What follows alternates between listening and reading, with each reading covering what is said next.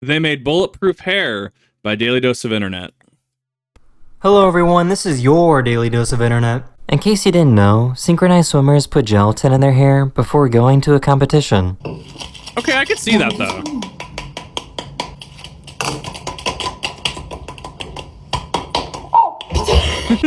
Like, I could see that though, especially because swimming potentially making you more dynamic, as well as not having to deal with, especially if you do have longer hair. And it could very much make it less get in the way, if that makes sense. I could absolutely see that being a thing.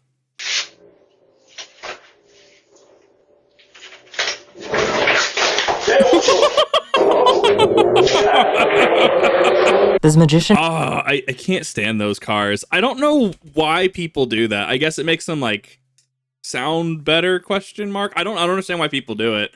I run into that issue so many times, especially like early mornings around here.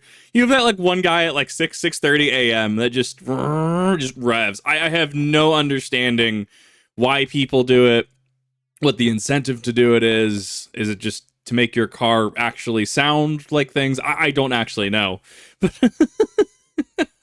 You can't exactly plan for a trash panda falling from the banister upstairs.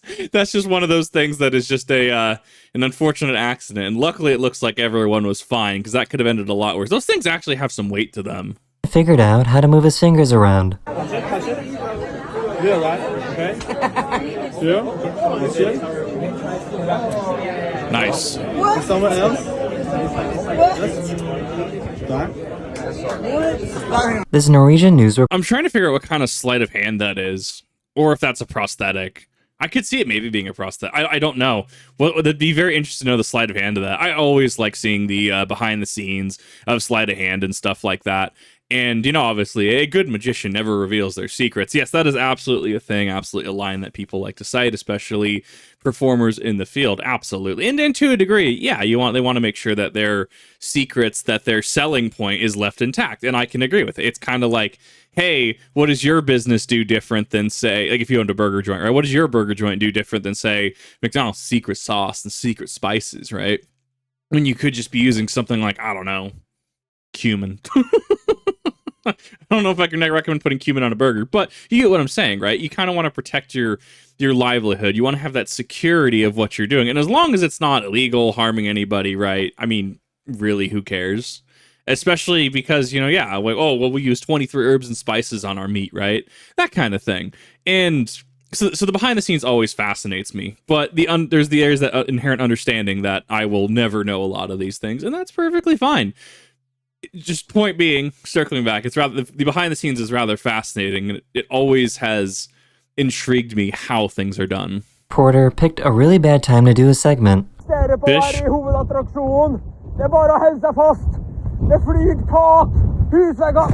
Ah! There he is. People keep telling me, Kip, it's just a fish. What are you talking about? Why is this fish gaslighting? I'm telling you. They'll find you. They will find you, and they will deal with you in the best way that they see fit. Fish are absolutely nothing to be trifled with. This is a prime example. They will just go after you. Beaker of oil looks like it's empty, but look what's hidden inside. Nice. Another beaker of oil. My God. And look what's inside this beaker. Is it a bucket? My That's right. God. Another beaker of oil. That's right. It goes in the square hole. And look what's inside this beaker. My God. That's right. Another beaker of oil. That's a cool optical And illusion. look what's inside this beaker. A tiny beaker of oil. Hate it. Imagine having a teacher that writes with invisible chalk. Guys, I literally put the lesson plan on the board. What do you not understand?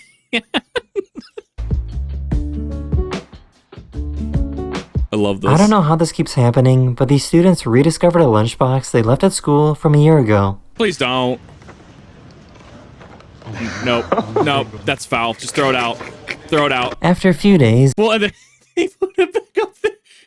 No. It's a science experiment. It's a science experiment to see what happens with food decomposition and how far it gets. Definitely not that we forgot it there, and definitely not that we just keep it there until somebody notices. No, it's... Look, man, like, I got some sliced corned beef recently. You know, like what you get in the bag, right? It was probably about like 5 days out because I had sealed it in a Ziploc. So I'm like, this will be fine. Like day 4 or 5, I'm eating this corned beef because, like, gonna make the most out of food. And I'm just like it tasted like corned beef. It smelled like corned beef, but I could tell. I was like, this is starting to go foul. And I had a sandwich, and I'm just like, this ain't doing it, Captain. And then I promptly threw it out afterwards. I hate throwing out food. I really do. I've had roommates and people I live with in the past that like they'll buy like bananas or they'll buy stuff and then it just ends up rotting. So you just watch these bananas slowly just turn brown, and you gotta throw them out because it's just awful. I actually have a weird texture thing with bananas now, unless they're like right there on yellow. Because I've had too many, because they go soft after a certain while. Like they start getting softer and mushier. There's a huge texture thing with me in mushy banana now. It makes me gag. I don't know what it is. It's this weird thing I've picked up over the last few years. But like, I can't stand throwing out food. But in a situation like that, or in a situation where like that corned beef was getting kind of sus amogus, if you will, just throw it out. Like it is cheaper to buy another pack of lunch meat or another pack of cheese than it is to go to the emergency room because suddenly you have to get your stomach pumped or something like that. It's just not worth it. It really isn't worth it. That being said, obviously stretch the dollar as much as you can. That's not to say, oh, well, these cheese slices are, 3 days past open, which apparently when you open like cheese slices, apparently that's supposed to be done in like 24 hours. And a bunch of us are just like, especially on TikTok, are just like, are you kidding me? In this economy, I'm using that as long as I can until that starts going spots. Like, absolutely. Use things to the best of your shelf life and preservation, etc. Use things as long as you can. Stretch that dollar.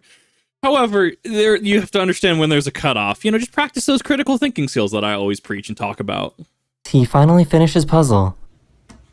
Oh, no. Please don't. Yay! Oh, no. That was a rather unfortunate knee drag on that. That was so unfortunate. That kid is going to be so sad.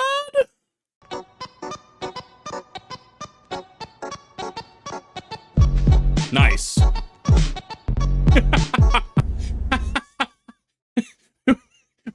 when you roll a 1 on that perception check, I don't know. Like, there's people that I know in my life across the gender spectrum that paint their nails. It's not necessarily like a female thing. It's not necessarily an NB thing. And it just seems like too much work. Like, so when people are like, well, Kip, why don't you do this? Or why don't you do this thing? Or why don't you do this thing? It's like, I'm not inherently against it, but I'm also like, I have other things I want to do. This is also a lot of upkeep. I would just rather, not have to worry about going to the range, falling on something, chipping it. Like, it just seems like a lot of work and maintenance. It's just not my thing, which is, completely reasonable. And people can say, well, that doesn't, fit with what I am, and that's perfectly fine. You can also say, I mean, I got nothing against it, or people that do this, but it's not my thing. And yeah, and respect that. I think that is a lot that needs to be like kind of touted a lot more, that needs to be normalized a lot more. That sometimes, and this just goes beyond, just painting your nails or anything like that. Sometimes if you don't like something or don't want to do something, sometimes that's enough. Don't cave to peer pressure. That's just some high school stuff.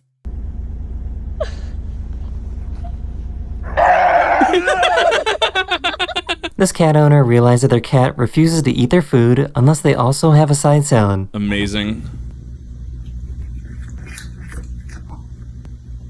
I can't tell if that's onion or not in there. I don't know. I'd be super cautious about this, though. Like, you'd have to do some research in advance because there are absolutely some plants and some things that animals cannot ingest. What is it? Poinsettias, the red flower kind of thing you're seen around, kind of Christmas holiday time in the U.S., right?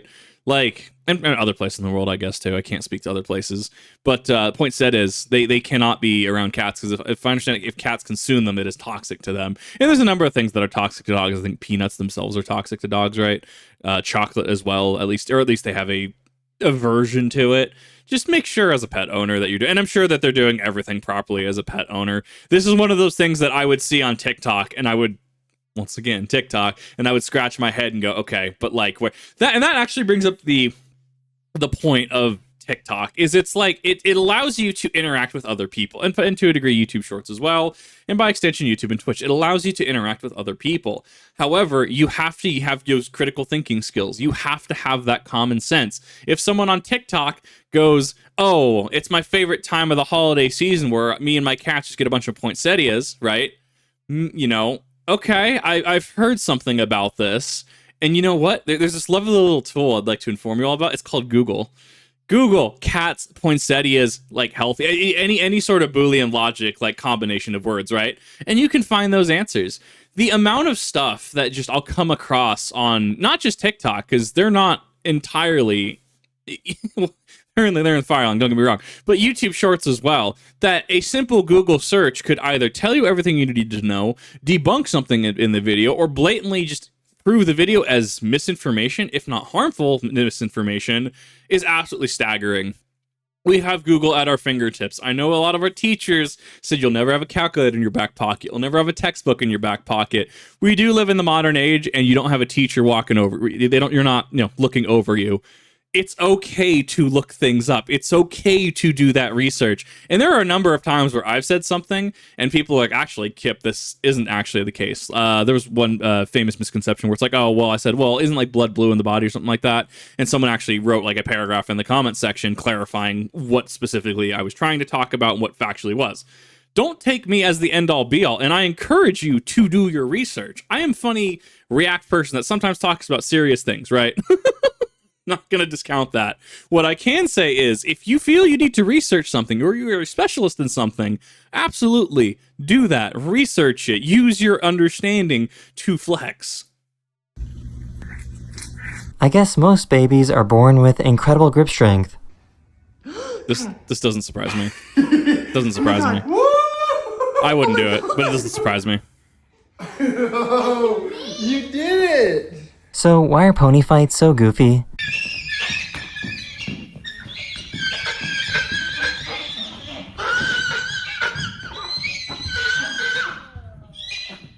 So think about I think those are Shetlands, right? If I understand that correctly. Smaller, shorter breed. So Clydesdales, though, God, the massive ones with the massive hooves. I hear they're absolutely just jerks. Oh my God, I hear they're just super, super nasty to deal with. So think about the anatomy of horse, right? Think about you have animal, right? You have an animal shaped like this, and that moves like this. It wants to move forward. It doesn't necessarily move side to side, right? It can move backwards, but it is designed to go forward, right? How is it supposed to do things? How is it supposed to defend itself, right? Let's just take the other pony out of the mix. What if this was like a coyote? What if this was, I don't even want to necessarily say wolf, right? A predatory animal, right? How does this horse defend itself? It's going to attempt to, because it moves forward and it can bring its knees up and it can kick back, right? This is one of its primary ways that it can actually do something. Sure, it can probably try to run it over. Think like a shark always moving forward. Sure, it can try to do that, but I mean, it does risk damage to these areas right here. So naturally, he can spring up and kick, right? Long way to get to our point where, I mean, its primary method of defending itself is going to be to kick. And a horse kick is a meme for a reason, because there is a lot of power behind those. There are people that have absolutely been unalived because of horse kicks. Like, these are nothing to take, in a joking fashion, especially when it comes down to it. This might be a plaything. This might be a showcase. I don't know what exactly is happening here. But what I can say is that horses have incredible kick strength, and generally why you don't ever want to be behind a horse, because that kick strength is next level. Okay. Nice. Fair enough, actually. This little guy just discovered what shadows are. There's another cat in the room. Let's get the other cat. Why can I not touch the other cat? That is the end of this video. We hope you enjoyed. And I'll see you guys again very, very soon. It's the funny. Later. It's the funny boat. The boat. I had a lot of good fun with this one. This was actually a really, really good one, and I liked it. There was a lot in this one. The ladder, actually, I was a little off-put at first until I saw it fully extended. So obviously, it had the vertical rocket, right? The rocket shape, and then it teed out, so to speak. Remember, triangles, aren't they the strongest, like, geometric shape? What is a square but two right triangles, right? because you have the right angle. That right angle is going to cause a lot of support. Anyways, so it went out to a triangle shape, and then swapping it to the sides from that triangle shape, it branches out even more. It did look pretty stable. I would probably check the max load capacity on that. I don't think I'd necessarily be hauling, say, concrete bags up there. I was about to say bags of rice, but not everyone worked in the kitchen where you have to just take bags of rice and flour upstairs in places. But you get what I'm trying to say, right? I mean, like, well, with anything, any ladder, you should really be checking the maximum equip load. Something like that, I feel you trade some of that weight versatility for more movement versatility, because you can store it easier, you can transport it easier. It's still going to have the same weight, don't get me wrong, because you making something smaller doesn't necessarily negate its mass. It doesn't make it lose mass. That's not how that works. That was actually a huge thing in the Ruby community, where Jean's shield, even though it collapses, weighs the exact same. Effectively, you're just making it store easier in certain places. But, I mean, that's, neither here nor there. I'd be very curious to hear some, opinions on that ladder, or if it's just as strong as a standard ladder that you just bring out and fold out.